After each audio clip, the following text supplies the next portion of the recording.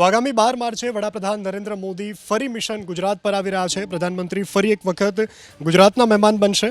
Modi Gujarat mission પર આવી રહ્યા છે। સાબરમતી આશ્રમના રીડેવલપમેન્ટ પ્રોજેક્ટનું ખાતમુહૂર્ત કરવાના છે।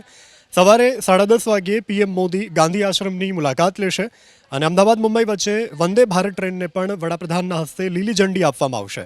તો 12 માર્ચે સવારે 9 વાગ્યે પીએમનું અમદાવાદ એરપોર્ટ પર આગમન થવાનું છે। સાબરમતી ડી કેબિન પાસે રેલવેના કાર્યક્રમમાં વડાપ્રધાન હાજરી આપવાના છે।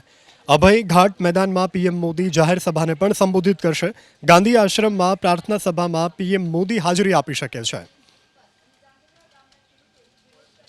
કેન્દ્ર સરકારના સૌથી મહત્વાકાંક્ષી ગાંધી આશ્રમના રીડેવલપમેન્ટ પ્રોજેક્ટનું નિરીક્ષણ કરવા માટે 12 તારીખે પ્રધાનમંત્રી નરેન્દ્ર મોદી અમદાવાદ ખાતે આવવાના છે, જ્યાં 1000 કરોડના ખર્ચે ગાંધી આશ્રમનું નવીનીકરણ થઈ રહ્યું છે તેની કામગીરીઓની સમીક્ષા કરશે। તેના પહેલાં અત્યારે ગાંધી આશ્રમ ખાતે તૈયારીઓ છે તે પૂરજોશમાં કરવામાં આવી રહી છે। એક શક્યતા એ પણ છે કે પ્રધાનમંત્રી પ્રાર્થના સભામાં પણ હાજરી આપી શકે તેમ છે। તેના જ કારણે જે ચરખો છે તેની સામે અત્યારે ડોમ વિશેષ અહીંયા આગળ બનાવવામાં આવ્યો છે।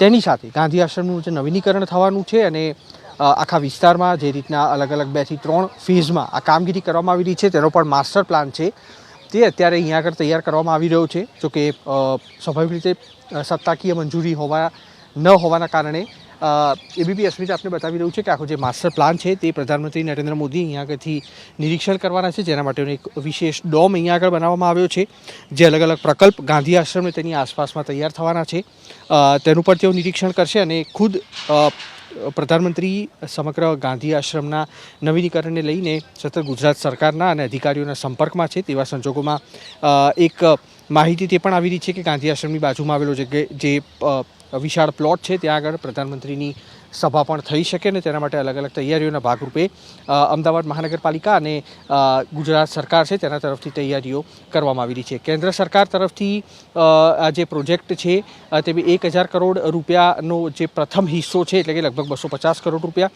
તે રાજ્ય સરકારના ટુરિઝમ વિભાગને આપવામાં આવેલા છે। તેના દ્વારા અત્યારે રાણી ડી માર્ટથી લઈને ગાંધી આશ્રમ સુધીનો જે માર્ગ છે તેને ખુલ્લો કરવામાં આવ્યો છે। તેની સાથે ચંદ્રભાગા નાળું છે તેને પણ સમારકામ કરવાની કામગીરી અમદાવાદ મહાનગરપાલિકા તરફથી શરૂ કરવામાં આવી છે। કેમેરામેન અવનીશ તિવારી સાથે કુશાંક સોની, એબીપી અસ્મિતા, અમદાવાદ।